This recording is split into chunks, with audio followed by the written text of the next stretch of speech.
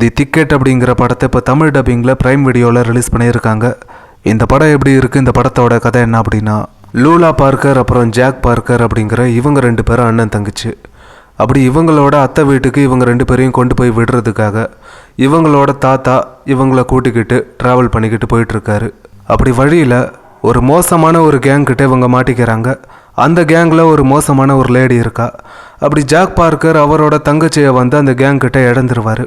அதாவது அவரோட தங்கச்சியை வந்து அந்த லேடி, அதாவது அந்த வில்லி வந்து கடத்தி கொண்டு போயிடுவா. இப்போ ஜாக் பார்க்கர் அவரோட தங்கச்சி எப்படியாவது காப்பாற்றணும் அப்படின்னு, அப்படி காப்பாற்றுறதுக்காக யாருக்கிட்டையாவது போய் ஹெல்ப் கேட்கலாம் அப்படின்னு முயற்சி பண்ணுறாரு. அதில் இந்த படத்தோட உண்மையான ஹீரோ வராரு. இதில் அந்த லேடியை பிடிச்சி கொடுத்தா $10,000 அப்படின்னு முதலே சொல்லியிருக்காங்க.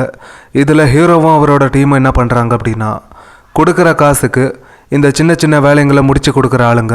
அப்படி இவர்கிட்ட போய் ஜாக் பார்க்கர் அவ்வளோ பெரிய உதவியை கேட்கும்போது ஃபஸ்ட்டு ஹீரோக்கு அதை பண்ண மனசு இல்லை அப்படின்னாலும் ஒரு கட்டத்துக்கு அப்புறம் நான் அதை பண்ணுறேன் அப்படின்னு வரும்போது இதில் அந்த பொண்ணை சேஃபாக காப்பாற்றி கொண்டு வந்தாங்களா இல்லையா, அப்படி காப்பாற்ற முயற்சி பண்ணும்போது அதில் இவங்களுக்கு வரக்கூடிய அந்த பிரச்சனைகளாக என்ன அப்படிங்கிற இதெல்லாம் தான் இந்த படத்தோட கதை.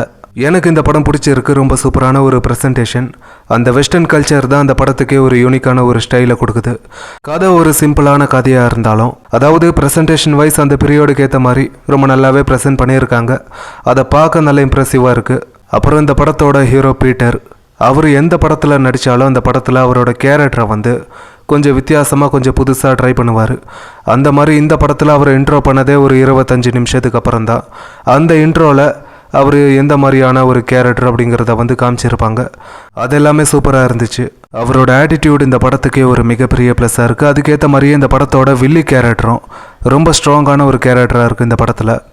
பர்ஃபார்மன்ஸ் அப்படின்னா படத்தில் நடித்த எல்லாருமே ரொம்ப சூப்பரான ஒரு பர்ஃபார்மன்ஸை கொடுத்துருக்காங்க. அதே மாதிரி ஃபர்ஸ்ட் ஹாஃபாக இருக்கட்டும் செகண்ட் ஹாஃபாக இருக்கட்டும், இது ரெண்டுமே ரொம்ப நல்லாவே போச்சு. ஸ்க்ரீன் ப்ளே ரொம்ப நல்லா பண்ணியிருக்காங்க. மொத்தத்தில் இந்த படத்தை கண்டிப்பாக ஒரு தடவை ட்ரை பண்ணலாம்.